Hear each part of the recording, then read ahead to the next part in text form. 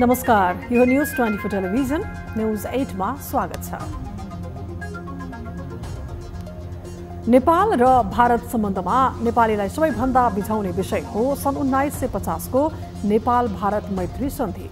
1950 जुलाई 31 का दिन नेपाल र भारत बीच शान्ति तथा मैत्री सन्धिलाई नेपाली पक्षले सधैँ असमान भन्दै आइरहेको छ। सन्धि हुँदा नेपालका तर्फबाट तत्कालीन प्रधानमन्त्री मोहन शमशेर र भारतका तर्फबाट नेपालका लागि भारतीय राजदूत चन्द्रेश्वर प्रसाद नारायण सिंहले हस्ताक्षर गरेका थिए। सन्धिमा नेपालका तर्फबाट प्रधानमन्त्री र भारतको तर्फबाट राजदूतले गरेको हस्ताक्षरले नेपालको ठूलो अपमान भएको नेपालमा बुझाइ छ। यही असमान व्यवहारका कारण 10 वटा धारा रहेको 1950 को सन्धिको नेपालमा सधैँ विरोध हुँदै आएको छ। खास गरी राजनीतिक दलहरूले आफू विपक्षमा हुँदा यो विषयलाई जोडतोडका साथ उठाउँछन्, चुनावी हतियार बनाउँछन्, तर सत्तामा पुगेपछि भने कोही पनि यो विषयमा भारतसँग चुइक्क बोल्न सक्दैनन्। नेपाल भारत सम्बन्धमा दरार ल्याउने अर्को विषय हो सीमा विवाद। सुस्ता, कालापानी, लिम्पियाधुरा र लिपुलेखमा भारतले गरेको अतिक्रमणको नेपालले सधैँ विरोध जनाउँदै आएको छ। पछिल्लो समय भारतले कालापानी क्षेत्र हुँदै चीनको मानसरोवर जाने मोटर बाटो बनाएपछि नेपाल भारत सीमा विवाद थप चर्किएको थियो। नेपालले सीमा विवाद सुल्झाउन भारतलाई पटक पटक आग्रह गर्दै आएको छ, तर भारतले नेपालको आग्रहलाई पटक्कै वास्ता गरेकै छैन। भारतको बेवास्तापछि नेपालले कालापानी, लिम्पियाधुरा र लिपुलेख समेटेर नयाँ नक्सा पनि जारी गर्यो। उता भारतले पनि नेपाली भूमि कालापानी, लिपुलेख र लिम्पियाधुरालाई समेटेर राजनीतिक नक्सा जारी गर्दै नेपाललाई काउन्टर दियो। सन् 2014 को जुलाईमा काठमाडौँमा भएको परराष्ट्र मन्त्री स्तरीय नेपाल भारत संयुक्त आयोगको तेस्रो बैठकले 1950 को सन्धि लगायत नेपाल भारत बीच भएका सम्पूर्ण सन्धि सम्झौता र सम्बन्धको पुनरावलोकनका लागि सुझाव पेश गर्न प्रभुत्व व्यक्ति समूह EPG गठन गर्ने निर्णय गरेको थियो। EPG गठन भएपछि 2 वर्ष लगाएर तयार पारिएको प्रतिवेदन यत्तिकै थन्किएको पनि 6 वर्ष हुन लाग्यो। प्रतिवेदन पहिला भारतीय प्रधानमन्त्री र त्यसपछि नेपालको प्रधानमन्त्रीलाई बुझाउने सहमति अनुसार भारतीय प्रधानमन्त्रीलाई बुझाउने प्रयास गरियो, तर भारतीय प्रधानमन्त्रीले प्रतिवेदन बुझ्न नमानेपछि नेपालका प्रधानमन्त्रीलाई समेत बुझाउन सकिएको छैन। बिहिबार काठमाडौँमा सम्पन्न नेपाल भारत संयुक्त आयोगको बैठकमा भारतले सन् 1950 को सन्धि, EPG को प्रतिवेदन र सीमा विवादलाई छलफलको एजेन्डा बनाउन नदिएर भारतले यी विवादहरूलाई थाती नै राख्ने आफ्नो नियत प्रष्ट पारेको छ।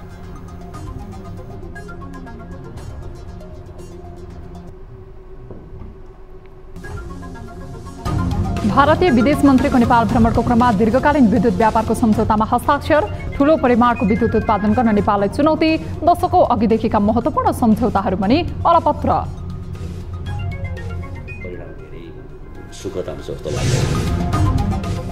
राष्ट्रसभा सदस्यको रिक्त 20 पदमा भागभण्डा मिलाउन सत्ता गठबन्धन दलहरूको कसरत कायमै, एमालेलाई पनि केही सिट दिएर शीर्ष नेताहरू राजनीतिक सौदाबाजीमा।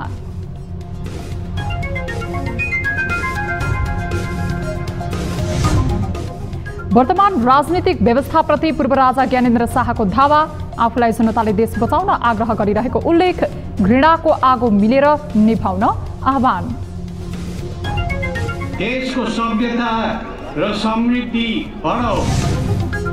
रूपन्देहीको मैनहियादेखि भारतको सम्पतियासम्मको 132 kV डबल सर्किट प्रसारण लाइन सञ्चालनमा परराष्ट्र मन्त्री NP साउद र भारतीय विदेश मन्त्री जयशंकरले गरे संयुक्त रूपमा उद्घाटन।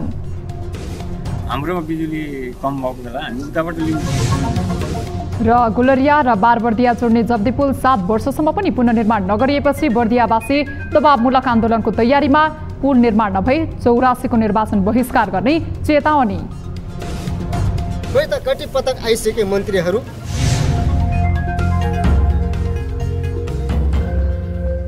हामी निरन्तर न्युजमा छौं।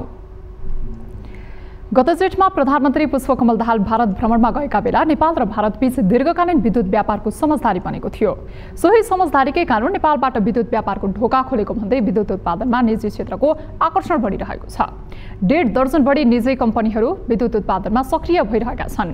बिहिबार मात्रै भारतीय विदेश मन्त्रीको नेपाल भ्रमणको क्रममा दीर्घकालीन विद्युत व्यापारको सम्झौतामा हस्ताक्षर भएको छ। के अब साँच्चीकै नेपालले विद्युत व्यापार गरी मनग्गे आर्थिक उपार्जन गर्न सक्छ त?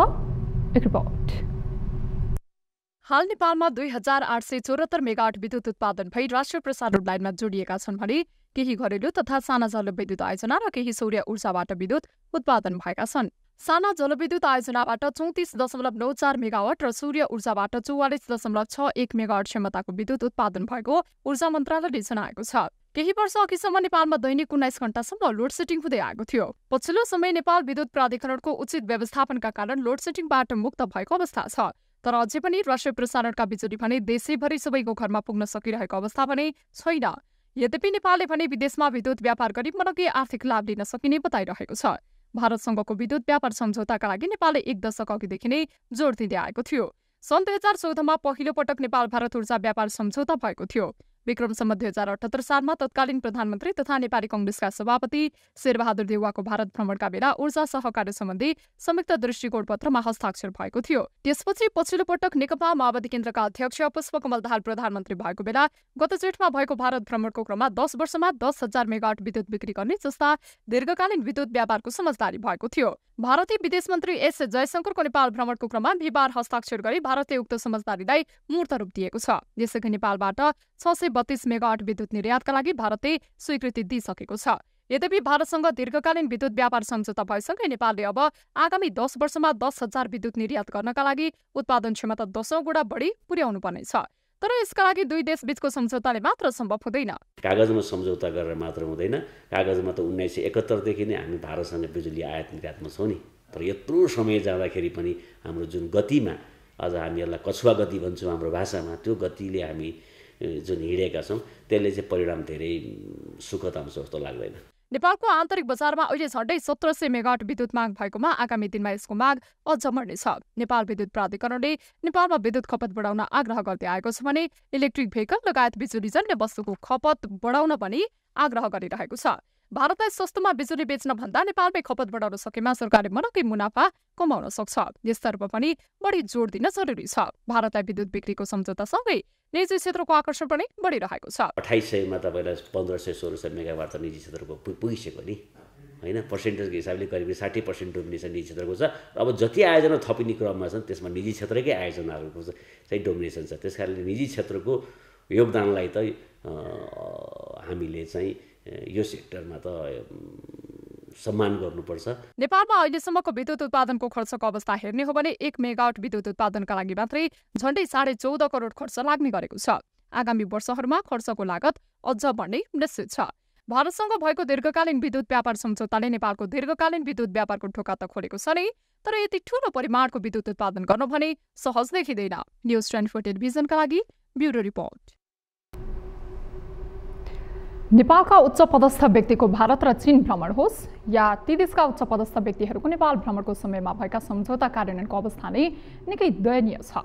दशकौं अघि भएका महत्त्वपूर्ण सम्झौताहरू पनि हालसम्म अलपत्र छन्। नयाँ भएकै सम्झौताहरूको कार्यान्वयनको अवस्था पनि कमजोर देखिन्छ। यस्तोमा नेपाल सरकार र राजनीतिक दलहरू सम्झौता कार्यान्वयन गर्ने भन्दा पनि सम्झौतामा हस्ताक्षर गरेकै भरमा रमाउने परिपाटी छ। एक रिपोर्ट। नेपालका प्रायजसो सबै प्रधानमन्त्रीको विदेश भ्रमण भारतबाटै सुरु हुने गर्छ। अघिल्लो कार्यकालमा चीनबाट विदेश भ्रमण सुरु गरेर निरन्तरतामा क्रमभङ्गता गरेका प्रधानमन्त्री पुष्पकमल दाहाल प्रचण्डले यसपटक विदेश भ्रमणको पहिलो गन्तव्य भने भारतलाई नै बनाएका थिए। गएको जेठमा भएको प्रधानमन्त्री प्रचण्डको भारत भ्रमणका बेला नेपाल र भारतबीच विभिन्न 7 वटा महत्त्वपूर्ण सम्झौता पत्रमा हस्ताक्षर भएको थियो। प्रधानमन्त्री प्रचण्डको भारत भ्रमणका क्रममा भएको महत्त्वपूर्ण सम्झौताहरू: नेपाल भारत पारवाहन सम्झौता नवीकरण, अमलेखगञ्जबाट चितवन र सिलिगुडीबाट झापाको चारालीसम्म पेट्रोलियम पाइपलाइन बनाउने सहमति, परराष्ट्र मामिला अध्ययन प्रतिष्ठान र सुषमा स्वराज इन्स्टिच्युट बीच सहकार्य गर्ने समझदारी, चाँदनी दोधारा एकीकृत जाँच चौकी बनाउने सहमति, 669 मेगावाटको तल्लो अरूण जलविद्युत आयोजनाको भारतीय कम्पनीसँग पीडीए, फुकोट कर्णाली जलविद्युत आयोजना भारतीय कम्पनीले बनाउने सहमति, नेपाल र भारतबीच क्यूआर कोड मार्फत वित्तीय कारोबार गर्ने सम्झौता। प्रधानमन्त्री प्रचण्डले आफ्नो तेस्रो कार्यकालमा भएको भारत भ्रमणमा ऊर्जा सम्झौतामा बढी जोड दिएका थिए। त्यसैले ऊर्जामा सफलता मिलेको भन्दै उनले भ्रमण निकै फलदायी रहेको दावी गर्दै आएका छन्। प्रधानमन्त्रीको हैसियतमा गरेका विदेश भ्रमणहरूमा नेपालको प्राथमिकता, चासो र आपसी सहकार्यका विषय प्रष्ट राखेको छु। भारत र चीनसँग सुदृढ र सन्तुलित सम्बन्ध कायम भएको छ। प्रचण्डले दुई देशबीचको सम्बन्ध विस्तारदेखि विद्युत व्यापारको क्षेत्रमा उक्त भ्रमणले निकै महत्वपूर्ण भूमिका खेल्ने दावी गरिरहँदा यी सम्झौताहरू नै कार्यान्वयनमा आशंका छ। यसअघि 2074 सालमा तत्कालीन प्रधानमन्त्री केपी शर्मा ओलीको भारत भ्रमणका क्रममा जलमार्गबाट सामान ओसार प्रसार गर्ने, रक्सोल काठमाडौँ जोड्ने रेलवे र कृषिमा नयाँ साझेदारी लगायत सम्झौता भएका थिए, जसलाई ओलीले मुलुकको सबैभन्दा ठूलो उपलब्धिका रूपमा बखान गर्दै आएका छन्। त्यस्तै 2078 चैतमा तत्कालीन प्रधानमन्त्री शेरबहादुर देउबाको भारत भ्रमणमा पनि रेलवे क्षेत्रमा प्राविधिक सहयोग अभिवृद्धि गर्ने, अन्तर्राष्ट्रिय सौर्य गठबन्धन लगायतका महत्वपूर्ण सम्झौता भएका थिए। भारतसँग कूटनीतिक सम्बन्ध सुरु भएता नेपाल भारत बीच सहयोग र सहकार्यका थुप्रै सम्झौताहरू भएका छन्। यद्यपि ती घोषणा र सम्झौता कार्यान्वयनमा दुवै पक्षले तदारुकता देखाएका छैनन्। भारतसँग मात्र होइन, उत्तरी छिमेकी चीनसँग पनि सम्झौता गर्ने तर कार्यान्वयनमा तदारुकता नदेखाउने गरेको थुप्रै दृष्टान्तहरू छन्। नेपाल र चीनबीच भएका झण्डै 4 दर्जन जति सम्झौता अलपत्र अवस्थामा छन्। चीनको बहुचर्चित परियोजना belt and road initiative BRI सम्झौता, काठमाडौँ केरुङ रेलमार्ग होस् वा पारवाहन सम्बन्धी सम्झौता नै किन नहोस्, सबै कागजमा मात्रै सीमित छन्। हामीले यथासम्भव यो कार्यान्वयन गरौँ भनेर भन्नु पनि पर्छ र त्यो कार्यान्वयनमा हामी आफू सक्रिय पनि हुनुपर्छ। कतिपय निर्माणका कुराहरू छन्, सडक निर्माण जस्तो हुलाकी राजमार्ग भनौँ अथवा चाहिँ अरू कुनै परियोजना छन् भने त्यसमा दुई देशको सहकार्य हुनुपर्छ भनेको छ। सहकार्य भनेको चाहिँ दुवै देशले काम गर्ने हो, हामीले पनि गर्नु पर्यो, उहाँहरूले पनि गर्नु पर्यो। अब दुई देशबीच भएको सम्झौता मध्ये नेपालको हितमा रहेका सम्झौता कार्यान्वयनका लागि तदारुकता पनि नेपालले नै देखाउनुपर्छ, तर नेताहरूले तदारुकता देखाउँदैनन्। छिमेकी राष्ट्रको भ्रमणका बेला खास गरी सीमा विवाद समाधान, हवाई रुट लगायतका महत्वपूर्ण विषयमा कठोर बन्न नसक्ने नेपालका नेताहरू केही महत्वाकांक्षी परियोजनामा सम्झौता गरेको भन्दै हाक दिँदै हिँड्ने गरेका छन्। न्यूज 24 टेलिभिजनका लागि टिभी जर्नलिस्ट शीतल रिजालको रिपोर्ट। नेपाल भारत संयुक्त आयोगको 7औं बैठकका लागि नेपाल आएका भारतीय विदेश मन्त्री डाक्टर एस जयशंकरले नेपालमा राजनीतिक भेटवार्तालाई समेत प्राथमिकतामा राखे। नेपाल भ्रमणको पहिलो दिन उनले परराष्ट्र मन्त्री स्तरीय बैठकको नेतृत्व गरे। यो सँगै उनी राष्ट्रपति, प्रधानमन्त्री लगायत विभिन्न दलका शीर्ष नेताहरूसँगको भेटमा समेत व्यस्त रहे। एक रिपोर्ट। नेपाल भारत संयुक्त आयोगको 7औं बैठकमा सहभागिताका लागि भारतीय विदेश मन्त्री डाक्टर एस जयशंकर नेपाल भ्रमणमा छन्। बिहिबारदेखि 2 दिने नेपाल भ्रमणमा रहेका उनको पहिलो दिन आयोगको बैठकको नेतृत्व गर्नेदेखि विभिन्न राजनीतिक भेटमा बित्यो। आयोगको बैठक अघि उनले राष्ट्रपति भवन शीतल निवास पुगेर राष्ट्रपति रामचन्द्र पौडेलसँग भेटवार्ता गरे। भेटमा राष्ट्रपति पौडेलले नेपाल भारत बीच कनेक्टिभिटी, जलवायु परिवर्तन असरको न्यूनीकरण र जलविद्युतको विकासमा सहकार्य तथा सहयोग आवश्यक रहेकोमा जोड दिएका थिए। राष्ट्रपति पौडेलले हिमाल र पानीको स्रोत बचाउने विषय साझा एजेन्डा भएकाले यसमा मिलेर गम्भीरतापूर्वक काम गर्न जरुरी रहेको सन्देश विदेश मन्त्री जयशंकरलाई दिए। कृषि, ऊर्जा शक्ति, पर्यटनको विकास र मानव संसाधन विकास नेपालको प्राथमिकतामा भएकाले यसमा सहकार्य आवश्यक रहेको राष्ट्रपति पौडेलले औल्याए। यस क्रममा भारतीय विदेश मन्त्री जयशंकरले नेपालका सम्भावनाप्रति भारत जानकार रहेको उल्लेख गर्दै सबै क्षेत्रमा भारतको निरन्तर सहयोग रहने प्रतिबद्धता व्यक्त गरे। त्यस्तै जयशंकरले प्रधानमन्त्री पुष्पकमल दाहाल प्रचण्डसँग प्रधानमन्त्री तथा मन्त्री परिषद कार्यालय सिंहदरबारमा भेटवार्ता गरे। प्रधानमन्त्री प्रचण्ड र जयशंकर बीच द्विपक्षीय सहकार्य र आपसी हितका विविध विषयमा छलफल भएको प्रधानमन्त्रीको सचिवालयले जनाएको छ। भेटमा विशेष गरी प्रधानमन्त्री प्रचण्डको पछिल्लो भारत भ्रमणका क्रममा भएका सहमतिहरूलाई कार्यान्वयनमा ल्याउनका लागि नेपाल भारत संयुक्त आयोगको 7औं बैठक फलदायी हुने विश्वास प्रधानमन्त्रीले व्यक्त गरेका थिए। भारतसँग भएको विद्युत व्यापार सम्बन्धी सम्झौता नेपाल र भारत दुवै देशका लागि तथा नेपालले बंगलादेशसम्म विद्युत व्यापार गर्न सक्ने सम्मका लागि पनि कोसे ढुङ्गा साबित हुने भन्दै यस सम्झौतालाई आपसी समझदारी अनुसार सहज रूपमा अघि बढाउन पनि प्रधानमन्त्रीले जोड दिएका थिए। नेपाल भारत संयुक्त आयोगको 7औं बैठक अघि र बैठकमा विदेश मन्त्री जयशंकर र परराष्ट्र मन्त्री एनपी साउद बीच भेटवार्ता भयो। आयोगको बैठक सम्पन्न पश्चात गौसल्ला 32 पुतल स्थित होटल द्वारिकाजमा जयशंकर र नेकपा एमालेका अध्यक्ष केपी शर्मा ओली बीच भेटवार्ता भयो। ओलीको सचिवालयका अनुसार यस क्रममा ओली र जयशंकर बीच दुई देशको सम्बन्ध र आगामी दिनमा गर्न सकिने समझदारी बारे छलफल भएको छ। जयशंकर त्यसपछि परराष्ट्र मन्त्रीले होटल सोल्टीमा आयोजना गरेको रात्रिभोजमा सहभागी भए। नेपाल भ्रमणको कार्यतालिका अनुसार उनले शुक्रबार बिहान पशुपतिनाथको दर्शन गर्नेछन्। त्यसपछि त्रिवी पुस्तकालय तथा भूकम्पपछिको पुनर्निर्माण परियोजनाको उद्घाटन गर्नेछन्। विदेश मन्त्री जयशंकर शुक्रबार दिउँसो नै दिल्ली प्रस्थान गर्ने कार्यतालिका रहेको छ। न्यूज 24 टेलिभिजनका लागि टिभी जर्नलिस्ट एलिसा रियाल, काठमाडौँ। आगामी माघ 11 गते राष्ट्रसभाको रिक्त 20 सदस्य पदका लागि निर्वाचन हुने भएपछि राजनीतिक दलहरू भागबण्डाको कसरतमा छन्। सत्तारूढ गठबन्धन दलहरूले यो निर्वाचनमा गठबन्धन कायमै राखेर जाने निर्णय गरिसकेका छन्। गठबन्धन दलहरूको यस्तो निर्णयपछि कांग्रेस र माओवादीका शीर्ष नेताहरू भने राष्ट्रसभा सदस्यमा प्रमुख प्रतिपक्षी दललाई पनि केही सिट दिएर सौदेबाजी गर्नतिर लागेका छन्। एक रिपोर्ट। आगामी माघ 11 गते राष्ट्रिय सभाको 20 रिक्त पदमा निर्वाचन हुँदैछ। त्यसका लागि सत्ता गठबन्धन दलहरूबीच भागबण्डाको कसरत भइरहँदा प्रमुख प्रतिपक्ष दल एमालेलाई केही सिट दिएर राजनीतिक सौदाबाजी सुरु भएको छ। रिक्त 20 पदमध्ये एमालेको 9 सदस्य रिक्त हुँदैछन्। सत्ता गठबन्धन दलहरू मिलेर चुनावमा जाँदा गठबन्धनको भारी मतभार देखिन्छ। त्यो अवस्थामा एमालेले सबै सदस्य गुमाउनु पर्ने अवस्था बनेको छ। यही मौकामा प्रधानमन्त्री एवं नेकपा माओवादी केन्द्रका अध्यक्ष पुष्पकमल दाहाल र कांग्रेस सभापति शेरबहादुर देउवा एमालेलाई पनि केही सिट दिएर सहमति राजनीतिमा अघि बढेको संकेत दिन खोजिरहेका छन्। तर यसको अन्तर्य भने फरक छ। सबै सिट गुमाउनु पर्ने अवस्थामा पुगेको एमालेलाई केही सिट दिनुलाई कांग्रेसकै नेताहरूले प्रचण्ड र शेरबहादुर देउवामाथि शंका गरेका छन्। कोशी प्रदेशमा एमालेकै साथी लिएर विद्रोही उम्मेद्वार खडा गरेर आफ्नो गुटको मुख्यमन्त्री हत्याएका कांग्रेस नेता डाक्टर शेखर कोइरालाले सामाजिक सञ्जालबाट प्रचण्ड र देउवासहित एमाले अध्यक्ष ओलीलाई समेत व्यङ्ग्य गरेका छन्। हिजो कोशीमा एमालेको सहयोगमा सरकार बनाउँदा केन्द्रको गठबन्धन नै धरापमा पर्यो भनेर रोइलो गर्नेहरूले आज राष्ट्रिय सभा निर्वाचनमा एमालेसँग मिल्न थालेछन्। हुन त यो श्रृङ्खला एमालेलाई संसदीय समितिमा 3 सभापति दिने दिनबाटै सुरु भएको हो। कारण स्पष्ट छ, सत्ता गठबन्धनका कुनै दललाई टीआरसी विधेयकमा र कुनै दललाई विभिन्न काण्डबाट बस्न एमालेको साथ चाहिएको छ। संसदीय समितिका 3 सभापति र राष्ट्रिय सभाका 2-3 सिट पाएपछि प्रमुख प्रतिपक्षले राष्ट्रिय मुद्दामा आँखा चिम्लिनु झनै दुर्भाग्यपूर्ण हो, कोइरालाले सामाजिक सञ्जालमा लेखेका छन्। कोइरालाले भने जस्तै केही दिन यता प्रमुख 3 दलका शीर्ष नेताहरू लेना देनाको कसरतमा छन्। प्रमुख 3 शीर्ष नेताको छलफलमा एमाले अध्यक्ष ओलीले राष्ट्रिय सभामा 6 सिट आफूलाई दिन प्रस्ताव गरिसकेका छन् भने 3 सिटसम्म दिन गठबन्धनका शीर्ष नेताहरू सहमत भएका छन्। सत्ता गठबन्धन दल जसपा अध्यक्ष उपेन्द्र यादव समेत एमालेलाई मिलाएर लैजान राजी भइसकेका छन्। तर यता एमालेलाई केही सिट दिँदा आफूले भाग नपाउने चिन्ता नेकपा एकीकृत समाजवादीका अध्यक्ष माधव नेपाललाई परेको छ। त्यसैले नेता नेपालकै कारण गठबन्धनको छलफल निष्कर्षमा पुग्न सकेको छैन।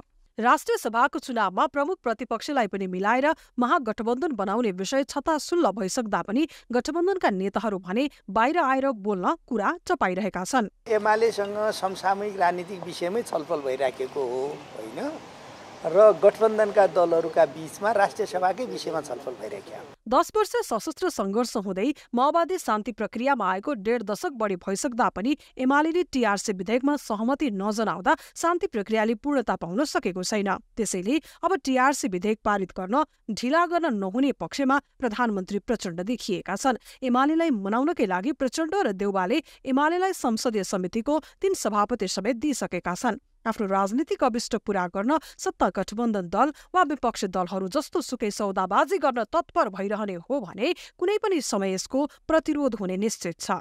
न्यूज 24 टेलिभिजनका लागि ब्युरो रिपोर्ट। हामी निरन्तर न्यूजमा छौं। 3 दिन अघि नेपाली कांग्रेसको मेलमिलाप दिवसको सन्दर्भमा आयोजित कार्यक्रममा प्रमुख राजनीतिक दलका शीर्ष नेताहरूले राजावादीको खिलाफमा गणतन्त्रवादी शक्तिहरू एक ढिक्का हुने बताएका थिए। तर बिहिबार भैरवामा भएको एक कार्यक्रममा स्वयं पूर्व राजा ज्ञानेन्द्र शाहले भाषण गर्दै वर्तमान राजनीतिक व्यवस्थामाथि नै धावा बोलेका छन्। एक रिपोर्ट। गत पुस 8 गते भैरहवा पुगेका पूर्व राजा शाह भैरहवा स्थित होटल सिद्धार्थ भिलासामा बसेर धार्मिक तथा व्यक्तिगत भेटघाटलाई तीव्रता दिइरहेका छन्। भैरहवामा बसेर विभिन्न कार्यक्रममा सहभागी भइरहेका शाह बिहिबार भैरहवामै आफ्नै समर्थकहरूले गरेको अभिनन्दन कार्यक्रममा सहभागी भए। परिवारका सदस्यहरूका साथ उपस्थित पूर्व राजा शाहले निर्धक्कका साथ सार्वजनिक मञ्चबाट भाषण गरे। वर्तमान राजनैतिक व्यवस्था विरुद्ध धावा बोल्दै उनले आफूलाई जनताले देश बचाउन आग्रह गरिरहेको उल्लेख गरे। म जता जाउँ जहाँ पुगु जनआवाज उठेको सुन्छु। मलाई आऊ हाम्रो देश बनाऊ र देश बचाऊ। देशको सभ्यता र समृद्धि बढाऊ। पूर्व राजा शाहले अहिलेको व्यवस्थाले देशलाई खोक्रो पारेको भन्दै यो व्यवस्था नै फेर्नै पर्ने उद्घोष गरे। उनले आफ्नो सम्बोधनमा कुनै दल विशेष वा नेताहरूको नाम लिएनन्, तर जनताले आफूलाई नै चाहेको संकेत भने गरे। आफू कतै नगएको र सदा सदा नेपाली जनताकै साथमा रहेको उनले दोहोर्याइरहे।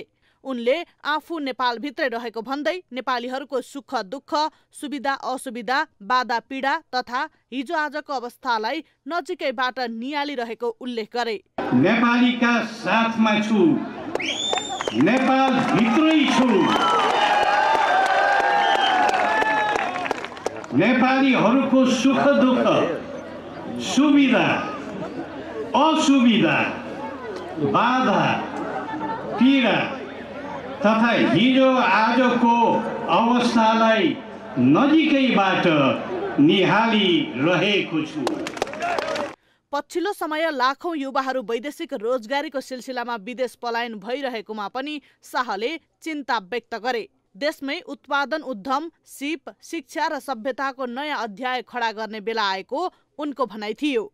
अहिलेको राजनीतिक शासकीय परिवर्तनमा बाहिरी टेको चाहिन्छ भन्ने मनस्थितिले गर्दा पछिल्लो समय राष्ट्रको अस्तित्वमाथि खिया लाग्दै गएको, परनिर्भरता बढ्दै गएको, राष्ट्रिय स्वाभिमान खुम्चिँदै गएको पूर्व राजाले बताए। हामी झन् परावलम्बी, परनिर्भर बन्दै आफ्नो स्वतन्त्र पहिचानबाट खुम्चिँदै गइरहेको छ।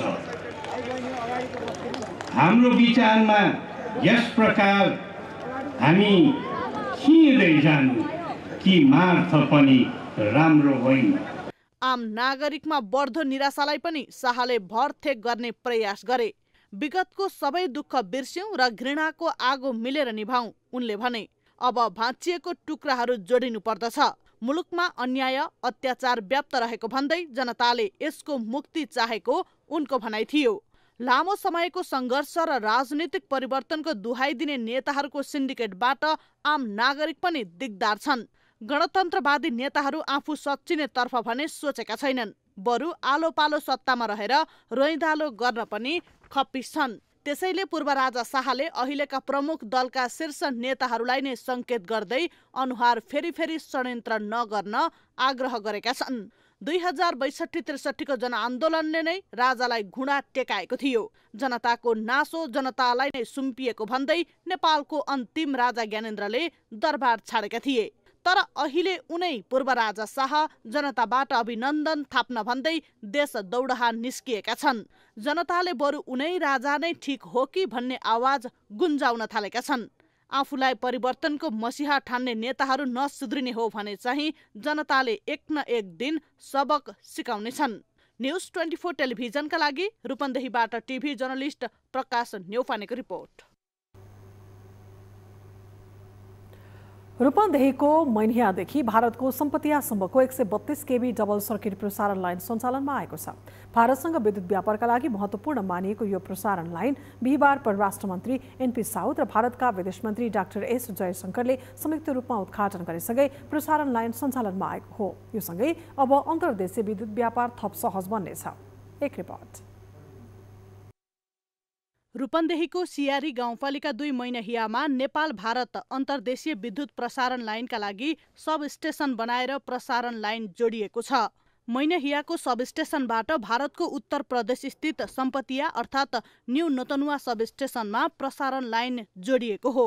यसअघि उत्तर प्रदेशसँग भैरहवा र नेपालगञ्जबाट 33 केभी को मात्र प्रसारण लाइनको संरचना थियो। अहिले 132 केभी को डबल सर्किट मैनहिया सम्पत्तिया प्रसारण लाइन सञ्चालनमा ल्याइएको हो।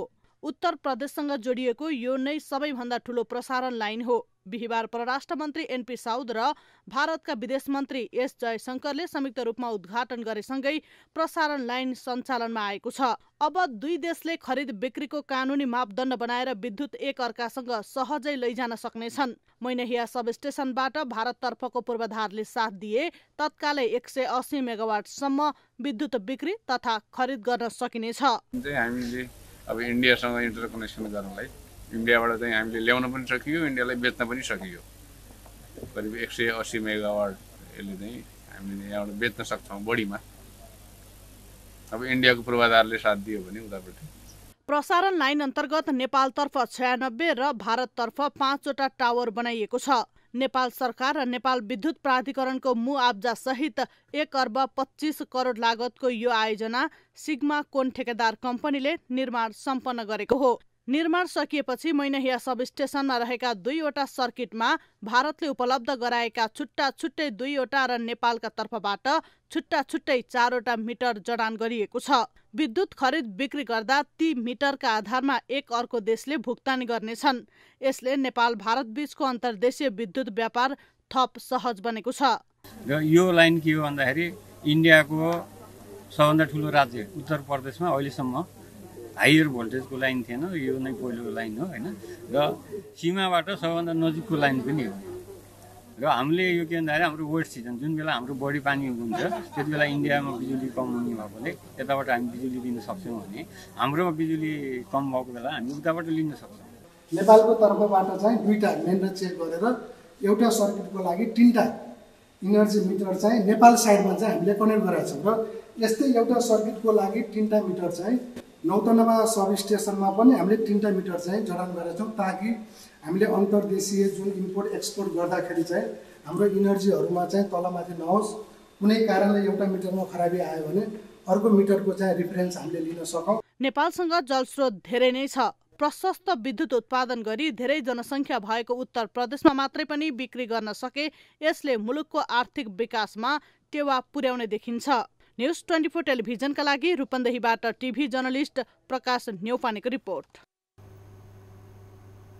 एउटा पुल नहुँदा जनजीवनमा कति असहज हुन्छ, वारिपारीका मानिसबीच सम्बन्ध विच्छेदले कति असर पार्छ।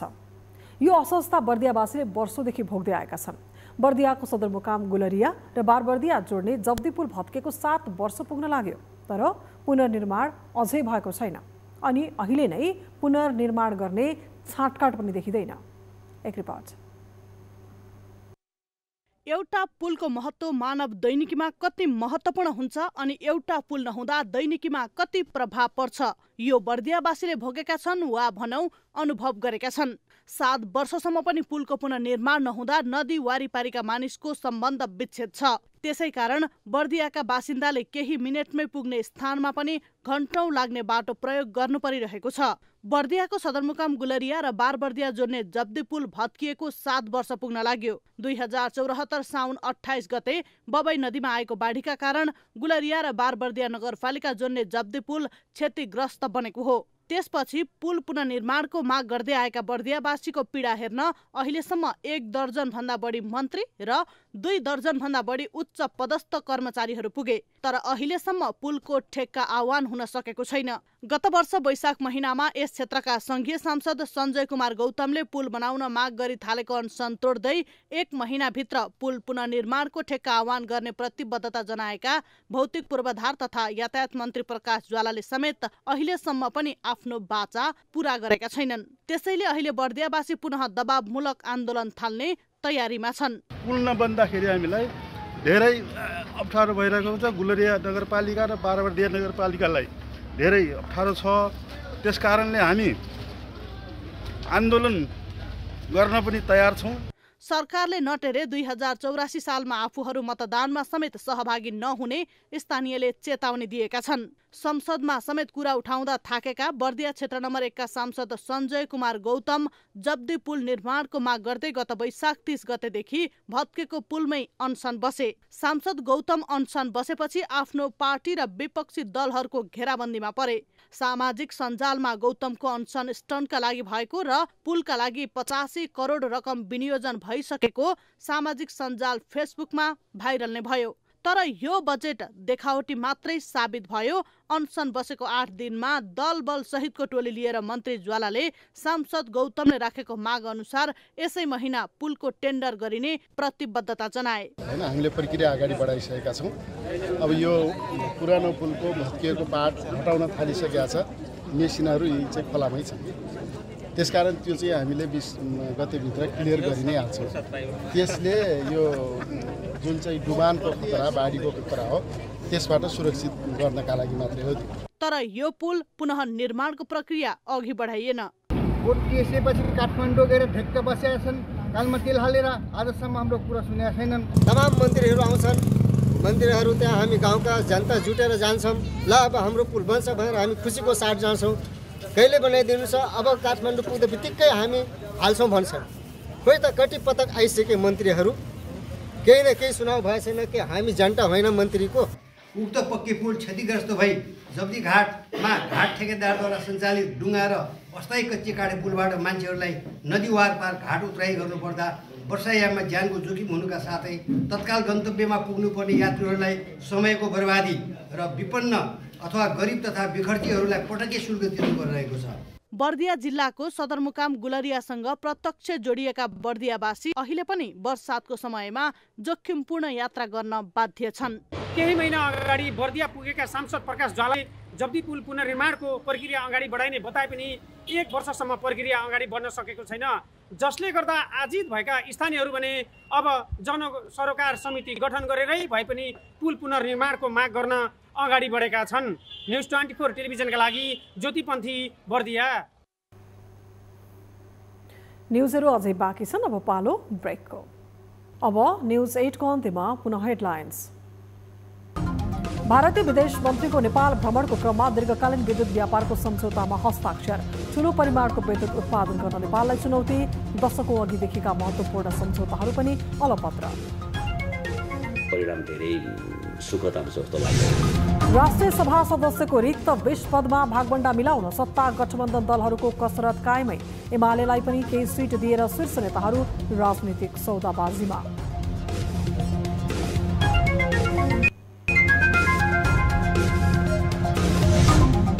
वर्तमान राजनीतिक व्यवस्थाप्रति पूर्व राजा ज्ञानेन्द्र शाहको धावा। आफूलाई जनताले देश बचाउन आग्रह गरिरहेको उल्लेख।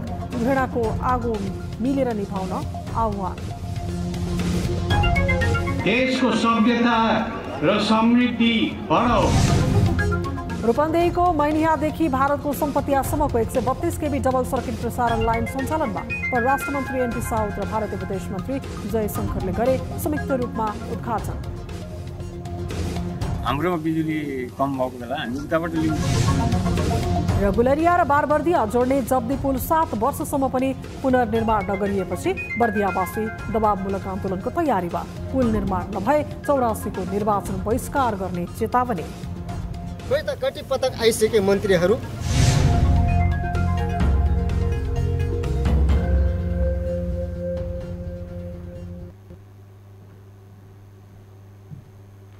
न्युज 8 अहिलेलाई यति नै। जाँदा जाँदै ताली र गालीका लागि हामीले सोधेको प्रश्नको अन्तिम नतिजा यसपछि प्रसारण हुने कार्यक्रम सीधा कुरा जनतासँगमा हेर्न नभुल्नुहोला।